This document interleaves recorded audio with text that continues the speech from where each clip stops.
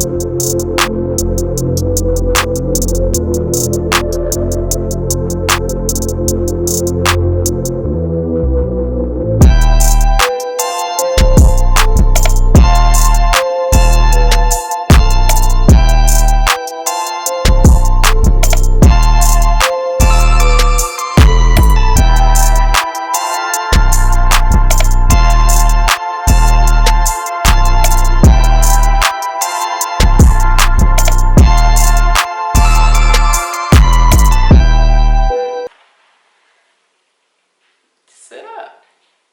They look kind of like spiders right now because he has to sleep on it with his do-rag so that it can lay down. But it's a simple 2-strand twist, no rubber bands, anything, just some nice parts and some twists. So I'm going to finish it off with, this is some Style and Stay by Chi and some Shine Infusion Spray. So I'll just go over it lightly with the Shine Spray and then a little with the spritz. And there you go, a toddler boy hair tutorial. Samir, do you want to say something to them? Subscribe to my mommy video. Bye. Bye.